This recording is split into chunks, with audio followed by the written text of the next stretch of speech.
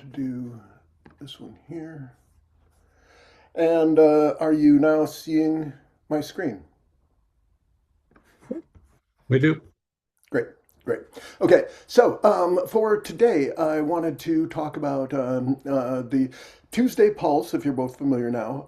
This is something that I do every week, and sometimes it includes hands-on demo type walkthroughs for this week and next week. It's going to be lecture only just because there's so many directions that you could go with this. This week is about the agents themselves, and then next week I want to talk about the MCP or uh, the context protocol modeling server that connects a lot of integration points. And so today it's with agents. And so it's not about building anything, it's about understanding what agents actually are. And they're being so hyped up right now. If you see anything, it's like go agents, go agents. Everybody has an agent. But where do they really fit? And so I'm not here to convince you to use the agents, it's to help you avoid mistakes that could be expensive or something that you're overlooking. And so, more of an insight is to look for your concerns about putting these agents in and where you may have holes. So, let me click on that and go here. So this is intentionally lecture, no demos, no tools, no live builds, no sales. Demos are really good because they hide the complexity and they ignore the failure modes. They've been built in a standard environment. They've run them through many times. They've taken out all the possible problems and they have a really smooth operation of the potential agent or the agent platform. And so today we're focusing on judgment, risk, system design, and if you're looking for a magic button, this will probably not be what you want to do, which is probably a good thing because skepticism is healthy here. You should make sure because an agent can introduce interesting problems. So right now they're being marketed as digital employees. They run your business while you sleep. And for small businesses, that sounds really appealing because a lot of times you want to focus on particular tasks or fixing a problem, but you still need to do all that busy work in the background. And so it's also dangerous because these businesses don't need autonomy. In fact, they're often hurt by it. And so what you still have to do is remember to, even if you're using these agents, always keep a human in the loop because you don't want agents making decisions for you.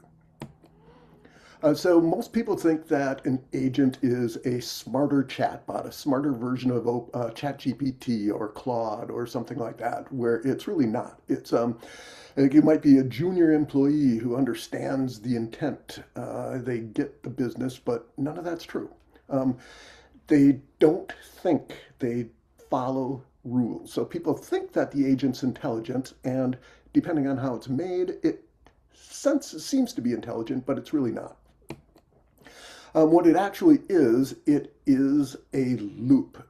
It observes, takes actions, sees the result, and tries again. It uses memory and tools. It has no understanding of your consequences. It doesn't know why something matters, and that's why you have to keep a human in a loop. It just follows patterns and instructions, and it works towards a defined goal. And again, if you have bad data, and it's going to work, towards a defined goal with bad data. And so we'll get into that a little bit. So this is something that you really want to remember. Autonomy is not intelligence. Autonomy is permission. When something goes wrong, the agent doesn't feel responsible. A human always is. And so it just tries to keep repeating the tasks until it reaches a set goal. And there's no intelligence and it's not autonomous, or it should not be autonomous because it can't make decisions. There's three things that are colliding right now, and that's why the hype is there. Number one is the vendors need differentiation and they need something new to sell. And so they're always coming up with the latest hype, let's sell more, which is standard. Business owners in general are exhausted. There's so many things to do, there's so many tools out there, there's so much to research. And the other point here is the LLMs, they sound confident. They're really good in making you happy. And so they may make things up, hence the hallucinations, but they sound really confident about it. And so the combination of these three creates belief before evidence. And so confidence is not correct, especially when you try to scale it. And that's, again, where data comes in, making sure you know your correct data. And so this is why the hype spreads faster than the reality. Demos are in controlled environments, as I mentioned earlier. They've been run through many times, and all the little bugs and nits have been solved, and so the demo runs really clean. Edge cases are always hidden. They don't want to introduce any complications. Failures happen when you do happen. They're not immediately noticeable. You may not happen to notice it for a day or maybe a week, and that may be too late to actually remediate whatever happened. And so when something breaks, responsibility is unclear, agents don't fail loudly, they fail quietly, and then a human pays for it eventually. And so in why they fail in small business is because of a problem that I've been working on and harping on, is that small businesses are running so fast that they don't have time to document their workflows. They work on a lot of tribal knowledge. It's in the head of the owner, the head of the administration operations, it's in the head of the IT, but they're not documented. And so unless a system is documented, you're not going to be able to put any automation or help AI, bring in AI to help solve anything. Also, the data, there's multiple sources, it's inconsistent, there's no redundancy. Agents don't know any of that. They're just accepting what you provide as input, and then they follow the rules that you provided to give you a task completion goal. And so there's no redundancy. Agents just magnify whatever you give it. There's no smooth edges. They only sharpen the edges. They amplify weaknesses, and they don't fix the weakness. So number one, undocumented workflows. If humans just know what to do without documentation, an agent has nothing to anchor to. You can't automate intuition. You can only automate structure. No system, no agent. So then there's the fuzzy decision making, because humans are nuanced and they have relationships and they have experience, and agents don't. They don't know about customer history. They don't understand timing. They don't know what tone is unless you actually physically put it into the code in the instructions. They don't understand what relationships are. They don't understand nuance. They approximate, and they use the data that's given to them running the methods or the system workflow that you've given it. And when you do something like that and it tries guessing, try scaling a guess, it just gets fuzzier and fuzzier. Next, there are hidden dependencies, and this is one that really trips up a lot of people. The systems are interconnected, but agents don't see the system. They see the task they were given, and then they look for the end result to pass it on to the next task. One automated step can break 3 others without you knowing it. And so finding the documentation again and knowing where the workflows are actually going will help you troubleshoot where something could possibly go wrong. That's how small issues can turn into huge operational messes, and it could be dealing with fines, it could be dealing with legal. There's a lot of problem with these hidden dependencies that most people aren't aware of. Now, when they do make sense, you'll see that with these 5 things, they're always very predictable. They take care of the boring, repetitive, well-defined tasks. And that's the thing, well-defined, documented. They have predictable inputs, clear outputs, cheap failure.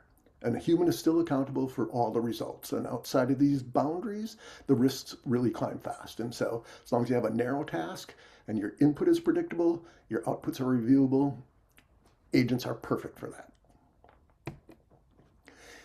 Real world use cases that fit. Here, notice these examples have in common. None of them involve judgment. None of them interact directly with customers. None of them make a final decision. They're all preparation tasks and not execution. And so they're great for doing research. They're great for summarizing documents or preparing drafts, as long as you have a human to review it and approve it. They organize data that's good data into known formats, and they monitor systems flagging anomalies. Again, very preparation, not decision. So if you have these type of boring, long-winded tasks, they're great for it. The agent prepares, the human decides. And so again, the human in the loop is really important with anything you're doing with AI. Since they're still large language models and still prone to hallucinations at time, if you introduce something that tries to have it make decisions for you, you introduce risk that you may not be able to control. Here's where agents should not be used. Sending customer communications autonomously, or making pricing decisions, running into negotiations, handling complaints. They don't know any of that. They don't know what the emotions are. They don't know what the financial situations are, what legal exposure. Is it really breaking the brand trust that you have built up by trying to make these autonomous? These are all human responsibilities, and so handing them to an agent doesn't remove accountability, it just delays the consequences. So if an error would cost you trust of your business, trust of your personality, if it has money implications or reputation, maybe legal, do not use an agent to do this. This is I use personally. It's like if you feel uncomfortable explaining a mistake to your customer or your partner or your lawyer, an agent doesn't get that autonomy. It's like if you're embarrassed, if you're going to lose money, if it's going to wreck your relationship, do not give an agent autonomy. The real cost that no one advertises, and this is a big thing here. Agents are not set and forget. They are set it and babysit it, because they're nothing but prompts that are hidden behind interfaces. And so there's going to be ongoing operational overhead. Prompts are never finished. Agents are never finished. They always require supervision, adjustment, and care. Again, once they're there, if technology changes, they're going to need to be reviewed and updated and implemented in a possibly different manner or replaced. And so somebody always has to sit and babysit it.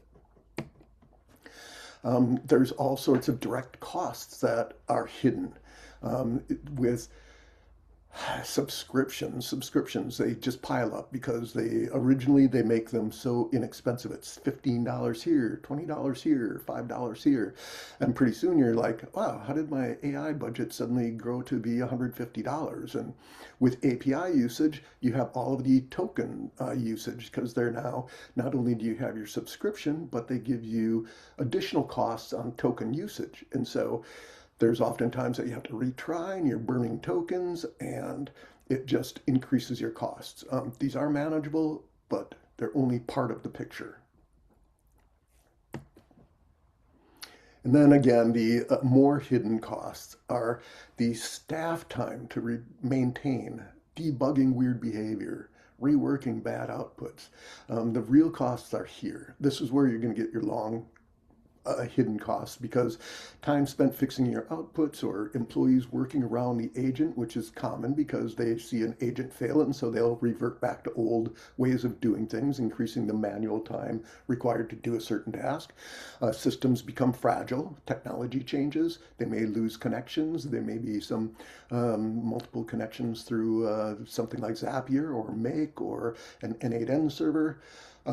There's a loss of trust, and when you have a small team, these costs start to really build up, because if the employees start losing trust in what technology you're implementing, they're trying to circumvent it, or being fearful of losing their job to technology by not being involved. And so this is one of those more hidden indirect costs. And this is the big truth right here. If you cannot maintain it, don't own it.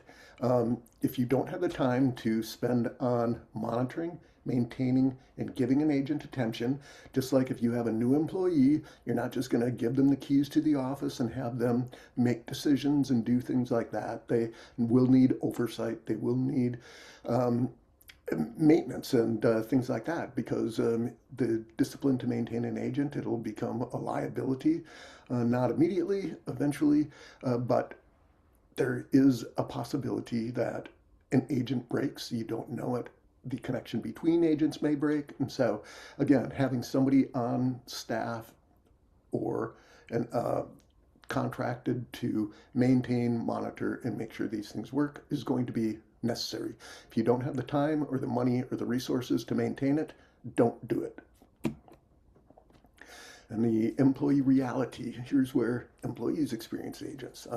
They may think that they're being surveilled. They may think that it's extra work, and sometimes it is. Sometimes if you look at some of the recent studies with AI, a lot of the businesses that laid off people, 7,000 here, 5,000 here, was due to so-called AI. But in reality, they were using that as just a cost-cutting measure, and they use AI as the scapegoat. So the employees themselves, they may get extra work without realizing it. They may think that it's a replacement threat. They may think of them as unpredictable coworkers. And again, going back into that, reverting to old ways of doing things with tribal knowledge because they don't trust the system.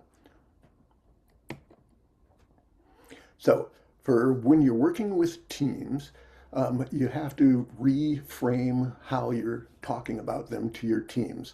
Healthiest teams are explicit. Agents assist, humans decide. Outputs have to be reviewed, accountability needs to be clear, and when people are responsible, the adaptation improves. And so as long as you involve them, let them build in communications where you ask them where they're seeing problems and help them design the workflow process. You have to incorporate your teams and think of the agent as an assistant and not as an employee or a replacement.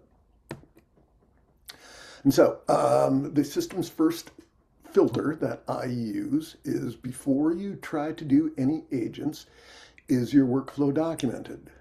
Are your inputs predictable? Are decisions rule-based? Is failure reversible? Is there a human in the loop? Is there an owner? Is there somebody who can say, stop? And if any of those are no's, those are where you say, not yet. Figure out where those things are, where your no is, and figure out how to turn that into a yes.